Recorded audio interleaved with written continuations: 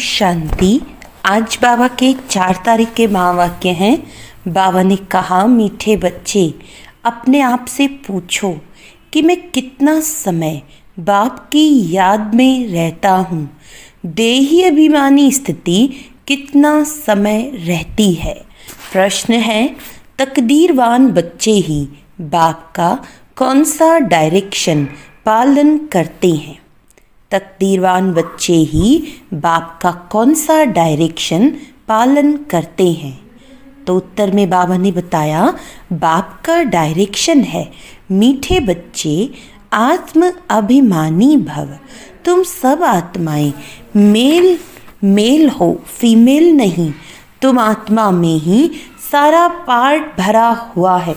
अब यही मेहनत व अभ्यास करो कि हम कैसे देही अभिमानी रहें।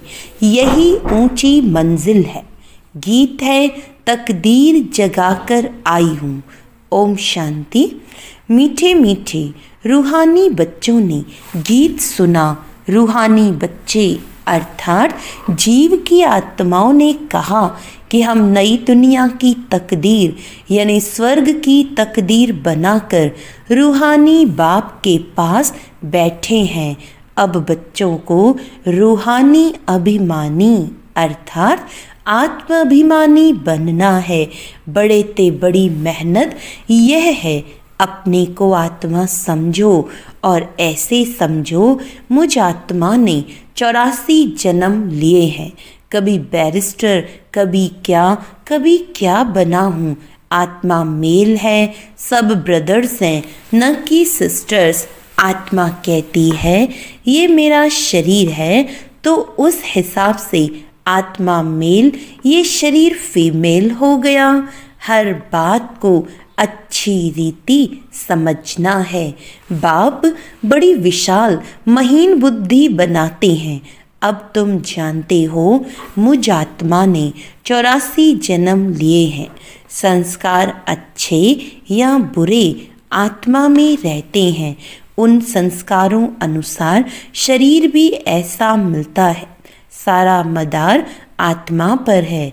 ये बहुत बड़ी मेहनत है। जन्म जन्मांतर लौकिक बाप को याद किया, अब पारलौकिक बाप को याद करना है। अपने को घड़ी घड़ी आत्मा समझना है। हम आत्मा ये शरीर लेते हैं। अभी हम आत्माओं को बाप पढ़ाते हैं। यह है रूहानी ज्ञान जो रूहानी बाप देते हैं। पहली मुख्य बात, बच्चों को देही अभिमानी हो रहना है। देही अभिमानी हो रहना ये बहुत बड़ी ऊंची मंजिल है। ज्ञान ऊंच नहीं है, ज्ञान में मेहनत नहीं है। सृष्टि चक्र को जानना यह है हिस्ट्री ज्योग्राफी। ऊंचते ऊंच बाप है, फिर है सूक्ष्म वतन में देवताएं। वर्ल्ड की हिस्ट्री ज्योग्राफी तो मनुष्य सृष्टि में होती है। मूल वतन सूक्ष्म वतन में कोई हिस्ट्री ज्योग्राफी नहीं है। वह है ही शांति धाम। सतयुग है सुख धाम, कलयुग है दुख धाम। यहाँ रावण राज्य में किसको शांति मिल नहीं सकती। अब तुम बच्चों को ज्ञान मिला है। हम आत्मा हैं ही शांति धाम में रहने वाली। ये ऑर्गन्स कर्म करने के लिए हैं। चाहे कर्म करें चाहे न करें, हम तो आत्मा हैं। हमारा स्वधर्म शांत है। कर्म योगी है ना, कर्म भी जरूर करना है। कर्म सन्यासी कभी हो नहीं सकते। यह भी इन सन्यासियों का पार्ट है। घर बार छोड़ जाते हैं, खाना नहीं पकाते, गृहस्थियों से भिक्षा मांगते, फिर भी उन गृहस्थियों के पास खाते हैं ना। घर बार छोड़ कर्म तो फिर भी करते हैं। कर्म संन्यास तो हो नहीं सकता। कर्म संन्यास तब है जब आत्मा शांति धाम में रहती है। वहाँ कर्मेंद्रियां ही नहीं हैं तो कर्म कैसे करेंगे। इसको कर्म क्षेत्र कहते हैं। कर्म क्षेत्र पर सबको आना पड़ता है, वह है शांति धाम अथवा मूल वतन। ऐसे नहीं कि ब्रह्म में आत्मा को लीन होना है। आत्माएं शांति धाम में रहने वाली हैं, फिर यहाँ कर्म क्षेत्र पर पाठ बजाने आती हैं। यह है, बाबा कहते आत्माएं कर्म क्षेत्र पर पाठ बजाने आती हैं। यह है डिटेल की बातें। नटशेल में तो कहते हैं अपने को आत्मा निश्चय करो और बाप को याद करो तो विकर्म विनाश हो जाए। इसको ही भारत का प्राचीन योग कहा जाता है।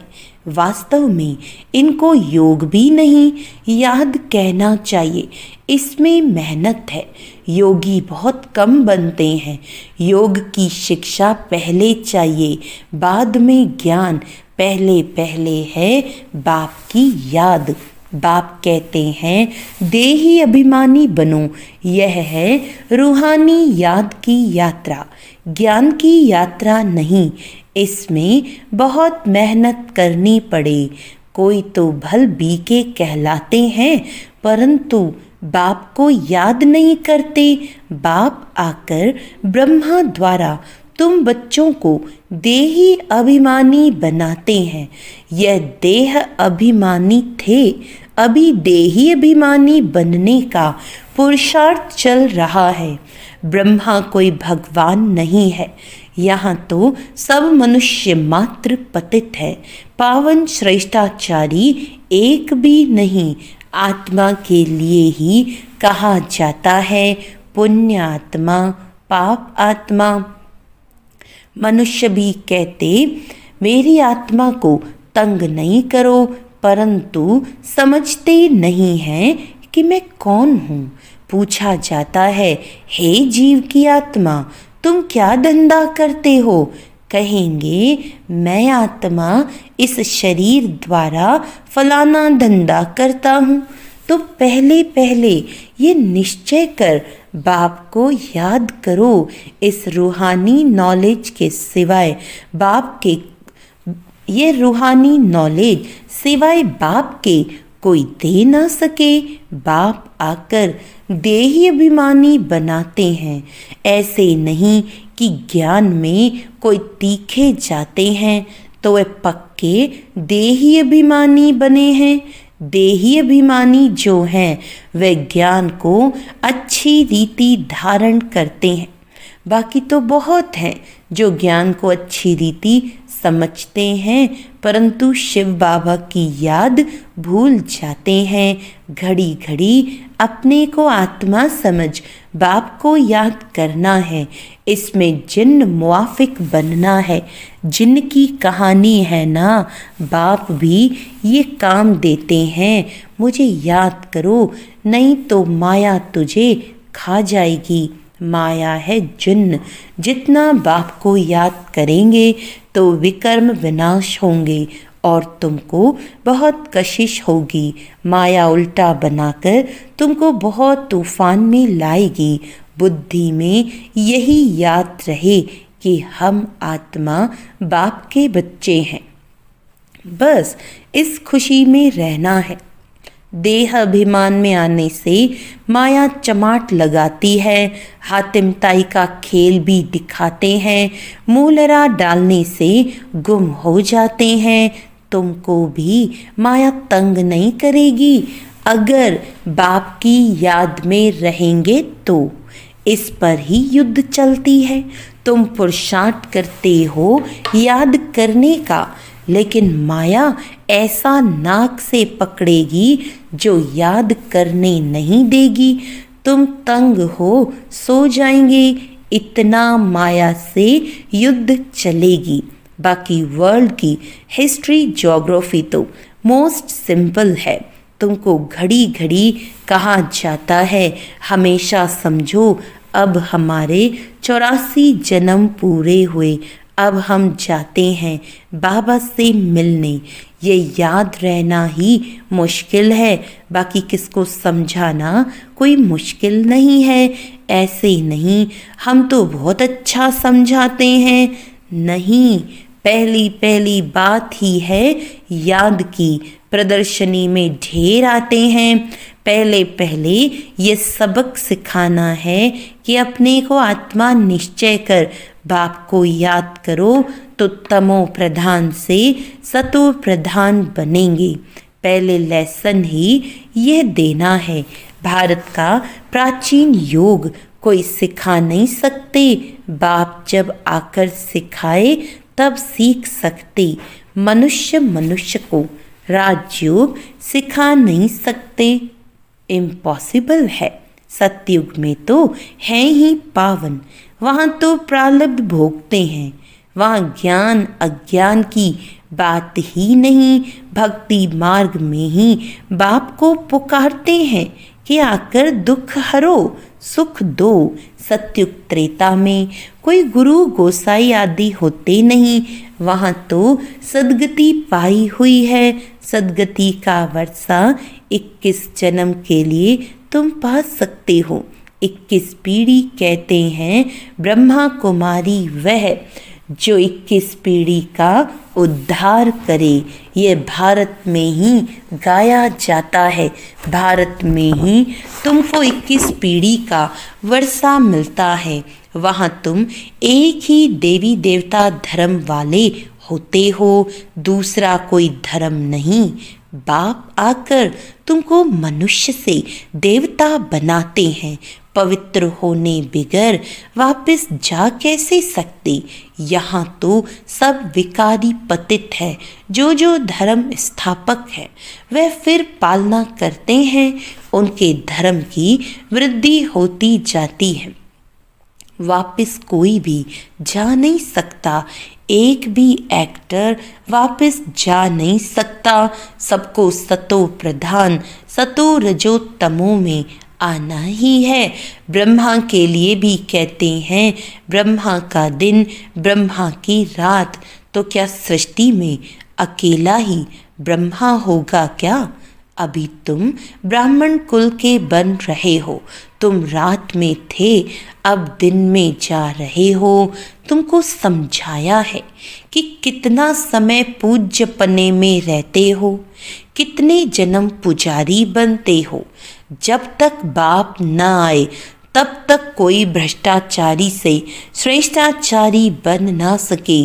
भ्रष्टाचारी उनको कहा जाता है जो विकार से पैदा होते हैं।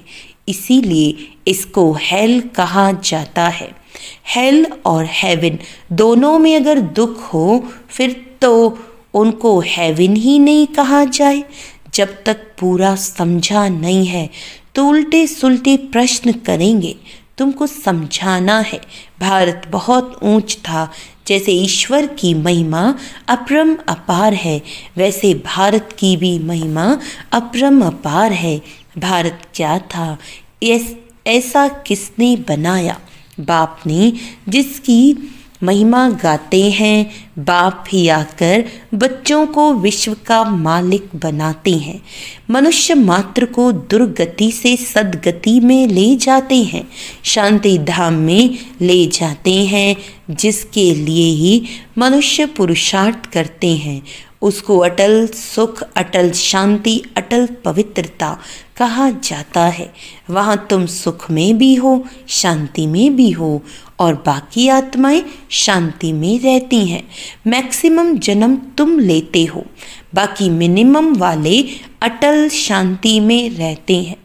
वह जैसे मच्छरों सदृश आए, एक आधा जन्म पाठ बजाया, ये क्या, उनकी कोई वैल्यू नहीं। मच्छरों की क्या वैल्यू है? रात को जन्मते हैं, रात को ही मर जाते हैं। इस समय बहुत करके शांति ही चाहते हैं, क्योंकि इस समय के गुरु लोग हैं शांति में जाने वाले। तुम यहाँ आए हो स्वर्गवासी बनने के लिए।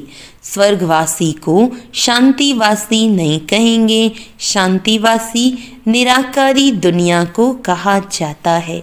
मुक्ति अक्षर गुरुओं से सीखते हैं। माताएं व्रत नियम रखती हैं।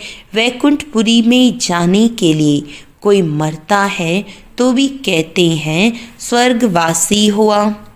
कोई होता ही नहीं है, लेकिन स्वर्गवासी तो बाबा के लिए कोई होता नहीं, लेकिन भारतवासी हेवन को ही मानते हैं, समझते हैं भारत पैराडाइज था। शिव बाबा भारत में ही आकर स्वर्ग की रचना रचते हैं तो जरूर यहाँ ही रचेंगे, स्वर्ग में तो नहीं आएंगे। कहते हैं मैं आता हूँ स्वर्ग और नरक के संगम पर, कल्प कल्प के संगम पर आते हैं। उन्होंने फिर युगे युगे लिख दिया है, कल्प का अक्षर भूल गए हैं, ये भी खेल बना हुआ है, फिर वही रिपीट होगा।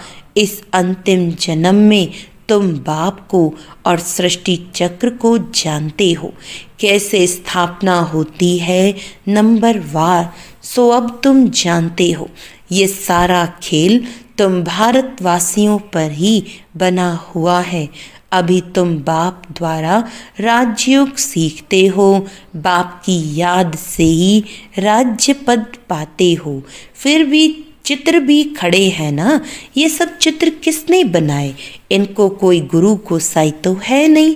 अगर कोई गुरु होता तो भी गुरु को एक शिष्य थोड़ी होता, अनेक होते ना। ब्रह्मा बाबा के लिए बाबा कहते कि अगर ब्रह्मा बाबा का कोई गुरु होता, जो भाई शिव बाबा ने जो ज्ञान सुनाया, तो बाबा कहते कि अगर कहते हैं भाई इनका कोई गुरु, तो गुरु अगर होता तो शिष्य एक थोड़ी होता, अनेक होते। ये नॉलेज सिवाय एक बाप के और कोई दे न सके। बहुत लोग पूछते हैं ये चित्र तुम्हारे दादा ने बनवाए हैं? ये तो बाप ने दिव्य दृष्टि से साक्षात्कार कराया है, वैकुंठ का भी साक्षात्कार कराया है। वहाँ कैसे स्कूल चलती है, क्या भाषा होती है, सब साक्षात्कार किए हैं। बच्चे भट्टी में थे तो बाबा बच्चों को बहलाते थे। कराची में सिर्फ तुम ही अलग रहे हुए थे, जैसे अपनी राजाई थी, अपनी तात अपनी बात, दूसरा कोई समझ ना सके। समझते थे ये खुदा प्रस्त हैं। बाबा ने समझाया है तुम हो नन्स, नन बट वन, एक बाप के सिवाय और कोई को याद नहीं करना। वह नन्स क्राइस्ट को ही जानती हैं, उनके सिवाय कोई को नहीं। तुम जानते हो वर्षाइक शिव बाबा से मिलता है। शिव बाबा तो है बिंदी, वह भी कोई द्वारा ही समझाएंगे ना। प्रजापिता ब्रह्मा तो जरूर यहाँ होगा। बाप कहते हैं इनके बहुत जन्मों के अंत के जन्म में पतित शरीर में प्रवेश करता हूँ। अच्छा मीठे मीठे सिकिलदे बच्चों प्रति माता पिता बाप दादा का याद प्यार और गुड मॉर्निंग। रूहानी बाप की रूहानी बच्चों को नमस्ते। हम रूहानी बच्चों की रूहानी बाप दादा को याद प्यार गुड मॉर्निंग, नमस्ते नमस्ते नमस्ते जी। धारणा के लिए मुख्य सार है ज्ञान को अच्छी रीति धारण कर देही अभिमानी बनना है। यही मेहनत है, यही ऊंची मंजिल है। इस मेहनत से आत्मा को सतो प्रधान बनाना है। जिन्न बनकर याद की यात्रा करनी है। माया कितने भी विघ्न डाले, लेकिन मुख में मुँह लड़ा डाल देना है। माया से तंग नहीं होना है। एक की याद में रहकर तूफान हटा देने हैं। वरदान है अलौकिक खेल और खिलौनों से खेलते हुए सदा शक्तिशाली बनने वाले अचल अडोल भव। अलौकिक खेल और खिलौनों से खेलते हुए सदा शक्तिशाली बनने वाले अचल अडोल भव। अलौकिक जीवन में माया के विघ्न आना भी अलौकिक खेल है। जैसे शारीरिक शक्ति के लिए खेल कराया जाता है, ऐसे अलौकिक युग में परिस्थितियों को खिलौना समझकर ये अलौकिक खेल खेलो। इनसे डरो या घबराओ नहीं। सर्व संकल्पों सहित स्वयं को बाप दादा पर बलिहार कर दो तो माया कभी वार नहीं कर सकती। रोज अमृत वेले साक्षी बन स्वयं का सर्व शक्तियों से श्रृंगार करो तो अचल अडोल रहेंगे। स्लोगन है, कोई भी संसार समाचार सुनाना यह भी स्वयं में किचड़ा जमा करना है। कोई भी संसार समाचार सुनना और सुनाना ये भी स्वयं में किचड़ा जमा करना है, क्योंकि ये पुरानी दुनिया है, पुरानी दुनिया में तो किचड़ा ही है। तो ये समाचार सुनना सुनाना किचड़ा भरना है, इसलिए नहीं सुनना है। अच्छा, ओम शांति।